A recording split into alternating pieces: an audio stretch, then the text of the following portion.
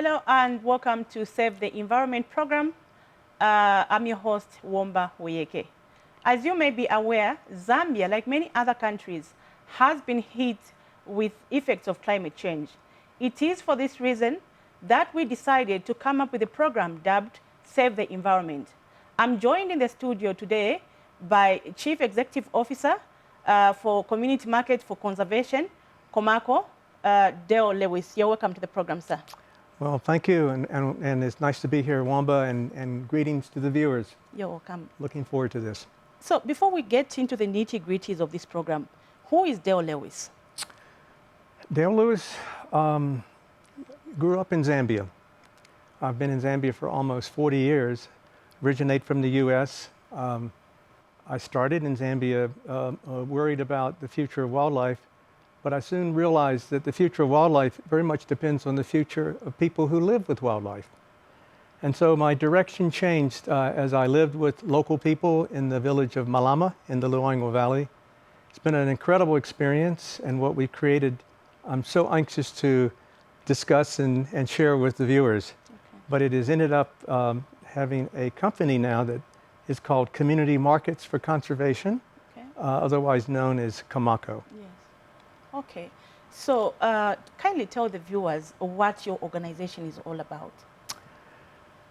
We're a business, but it's a very special kind of business that you might think of it as an economic opportunity or an economic force for change that helps farmers, and I'm talking about the very small scale farmer, often with less than a hectare of farmland, to uplift themselves out of very difficult livelihood situations with skills, with the right kind of inputs, and especially with the right kind of markets. Okay. And today we're working with over 335,000 families who are spanned across 3 different provinces. You are in how many provinces? 3 different provinces. A little bit of a 4th one, but primarily 3. Okay. Comaco was, if I can explain a little bit about its history. Yes. When I was in the Luangwa Valley and I was doing quite a lot of different types of wildlife research, there was at that time just a terrible level of destruction by what we call poachers. Okay. And I had a chance to meet some of these poachers, and they were actually good people. They had families, but they didn't have the skills to have an alternative way of making money or ways to feed their family. Well, we decided that law enforcement is probably necessary, but it's not sufficient to really protect Zambia's wildlife. Yeah. And we decided, and this was, interestingly, advice that we were given by the community elders, who explained, you know, we have been poor, I'm speaking for them, okay, because we never had a company that gave us a fair price, and they kept us poor. And so we didn't have any other solution but to go and destroy our natural resources. But if we had a partner that could bring us markets and good value for what we could grow, we'd stop poaching and we'd be good farmers. And so we started by identifying poachers along with other people who might have been tempted to be poachers.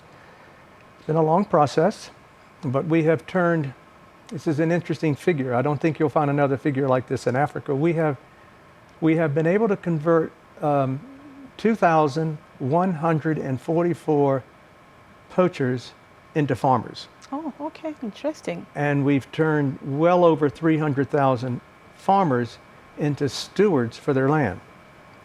And through this process, we have helped them to become organized as cooperatives so that they could work with us as a company and help us create the value chains. And I say real value because they're growing crops without any chemicals. Okay. Okay. We use different farming practices. I'd be happy to go into that a little bit, but we bring and we buy only from the farmers that have joined our program, and they sign a conservation pledge. They join a group and they're part of their cooperative. We have 115 different cooperatives now across almost a third of the country.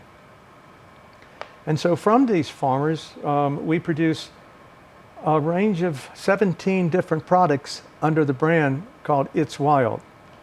And I hope your viewers have heard of the brand, and so when they next go to the store and see the It's Wild brand, just know that it has come from one of these 335 farmers. Okay. And what have they done? What have they done that's so special? I wish I could take you there and let you see some of the fields. 52% of our farmers, first of all, are women. Okay. 44% are youth. Okay. So we've got a good mix of gender, age. And we realized that from the beginning that really fertilizer is expensive. Over time, we know that fertilizer turns the soils acidic. Crops don't do well when that happens. And so farmers have to shift, and they have to clear more forests. And so we had to find a solution that would keep farmers sedentary. So how do you keep the soils healthy and fertile? So we learned a lot about soils, and soils is the key to Comaco. And it's key to nutrition, because all of the nutrition that we eat comes from the soils. So if you can get farmers to take care of the soil and increase the nutrients in the soil, then they can stay sedentary. And if you can sustain those nutrients, they can literally be sedentary for a long, long time and continue to add nutrients to our diet. We do this by growing trees where they farm. We call agroforestry. In short, what you're trying to say is that your farmers not buy fertilizer. They make their own fertilizer. They don't want to go back to fertilizer because they know it's not that good for the soils, and it's a cost to them. And now, because farmers don't have those costs, and Comaco offers the market, and we offer the best price. We even add an incentive if they grade the crops. We give a 10% top up. So farmers, when we started, were at an income level, if you can believe this, at an annual income, $79 per year. And that's husband and wife, money that they could put in their pockets, $79. Today, that income has risen to over $500. Now, I don't think we've made any farmer rich, but we've gotten them out of poverty. Okay. You know, the kids are safe. Kids can go to school, and they can plan their future better. Communities are more organized, and they can think about the future. Okay. And that future, part of that future is conservation, because they've learned the value of conservation from Comaco. Okay. So how is your organization contributing to food security in Zambia? Oh, wow. When we started, World Food Program, a wonderful organization, and they've done wonderful work, but many of our communities were dependent, literally, on food aid. I can tell you now that the same farmers, we're exporting food. Okay. And we're supplying stores all over Zambia from the same farmers that couldn't produce enough food even for themselves. So the level of food security has very significantly increased. Not only that, the diversity of food crops have increased. They've moved away from crops like cotton and tobacco. Those are commodity crops. Those prices change. It's much better to grow a food crop and a variety of food crops so that your granary is full and you've got good food security. We have about 91% of our families now are food secure. When we started, it was less than 50%. How much is the community benefiting from your work? Well, I think we have shown that there is a way to live on the land. Okay. The land is quite fragile, you know. as you've seen around the world. Humans have been very careless. We all have been careless. And we've seen in a lot of the chiefdoms years of abuse to the land. They're taking back the land, to put it simply, with good skills and driven by markets that reward them to stay compliant and to stay committed to practicing those skills. I think, nutrition in children has improved. We've done some research. Spousal abuse, less alcoholism. There's more, I think, stability in families. I think our chiefs, our traditional leaders, have become better chiefs because there's stability in the community. People are willing to come to meetings and take these meetings seriously. It's just wonderful to see. Really, it all goes down to the soil and markets, and you can see an evolution of improvement in the lives of people. And I must say that we work very closely also with government. I think we have had many good opportunities and experiences with collaboration, working with the Ministry of Agriculture, Ministry of Environment, Ministry of Tourism. As I said, we really started with poachers. We turned them into farmers, okay. And now we work with the whole farming community. Guns are no longer there. We're seeing a recovery of wildlife in many areas. Even many of our forests, the rate of deforestation is beginning to slow down. So we've got to stick with this model called Comaco. I think it's going to be very important for Zambia's future to keep the natural resources, which also affects water supply, the air we breathe. And I think if I can just share with the viewer that perhaps one of this country's greatest assets, the small-scale farmer, because they are looking after the land. Okay. Trying to. All right. So how many small-scale farmers do you train on conservation farming in a year? Well, I'm thankful you asked that question because we're not a very big company. We have 315 people, and most of those people are actually at our manufacturing plants where we manufacture the products. So to keep training, and every year we have new members of the cooperatives. We work through the cooperatives, and it is now the cooperatives, their people, their staff, that actually do the training. And they do excellent training because they're there 365 days a year. They're very committed, and particularly the women. If you go and interview the women, you'll be surprised how much they can tell you about the soils. Oh, okay. They're experts. Okay. All right. So other than Ministry of Agriculture and Ministry of Tourism, which other organizations do you work with, as in your cooperating partners? Well, we have benefited enormously from GIZ and from the EU. Those are two that have been probably in recent years have contributed some of the support that allows us to expand our work into new communities and take up new innovations. For example, during the drought, we got support from GIZ to introduce some solar-powered irrigation technology for farmers so they could grow seeds for the coming year. We work with ECRAF and C4 and ECRAF rather, WWF, we work with them. Evergreen Alliance, another organization we work with. We work with primarily, cooperatives. They're our primary partner in Comaco. And I must add that the cooperatives, we've helped develop an umbrella organization called the Federation of Cooperatives, and it's chaired by a lady who was a farmer herself.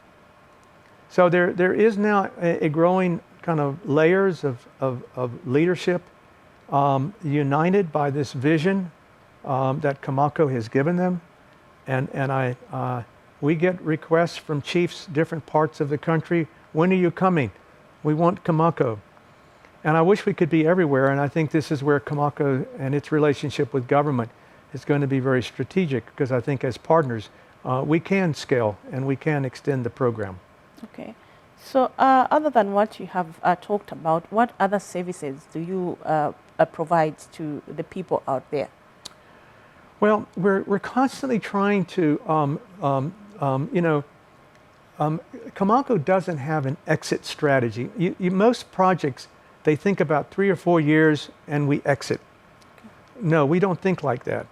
As a social enterprise, we're driven by growth. We look for growth as an opportunity to keep uplifting the small-scale farmer. We are a nonprofit social enterprise. In fact, to be honest, we haven't made a profit yet. Okay. We're still working on it, but we're getting very close. But that doesn't worry me too much, because we're empowering the communities with very important skills. And I'll give you one example. This year, we're probably going to buy close to 11,000 tons of food commodities. It would be soybeans, maize, groundnuts, cowpeas, beans, honey, many, many different commodities. And you might ask yourself, but how do you buy all these commodities? Well, the answer is the communities buy for us. We trust them. We actually give them the money, and we've taught them how to use the digital gadget to record every transaction. And the farmers that are members, they're own that gadget. So if you're a Comaco farmer, if you're in the list, you get to sell your crop to Comaco. And we monitor what we do, so we make sure they get the right price. And that shows trust. That shows real partnership. And I think that's a very uplifting way of thinking about themselves. They're part of a company, and they're building a company together with us. So I think that's just one of many skills. They go and monitor the trees that I mentioned that they grow in their fields. That contributes to carbon. Carbon is another potential market that we're trying to help provide for our communities. They track their beehives. We have something like 45,000 beehives. Every beehive has a label. We don't look after those beehives. Again, it's the community. They go and keep those forests safe. So I think if I were thinking of a future and I wanted to be happy, wanted to have a really nice life, I'd want to be a small-scale farmer working under Comaco. I would be very happy. Okay. So what would be your word to the community out there concerning your work? That's a great question. I'll have to think about that a little bit, but I think my quick answer is, as I said earlier, take care of your soils. There are a lot of things that we prescribe. I won't go into now, but we have a very wonderful training manual called the Better Life Book. It's in local language. It's in Bemba, Tonga, Chinyanja. And it's almost like the second Bible. They keep it in their homes. And there's just a lot that they can do from that manual and from meeting together and listening to a radio broadcast that we have every week called Comaco Farm Talk. Okay. And so to stay involved, don't be afraid to try something new that we've recommended. Try it, maybe at a small level. See that it works well, and then continue to grow it. We've been doing this, by the way, for 23 years. And I think that's another lesson. Change really takes time. Overcoming these years of assumptions that this is the right way when they're really not, or these are the right partners when they're really not. We had to really convince the farmers, you have a partner here that's going to be honest, work with you, teach you, give you a good deal, and we'll continue to grow this business together. All right. We have come to the end of the program. I had in the studio Comaco's Chief Executive Officer, Dale Lewis. From me and the entire production team, it's bye for now.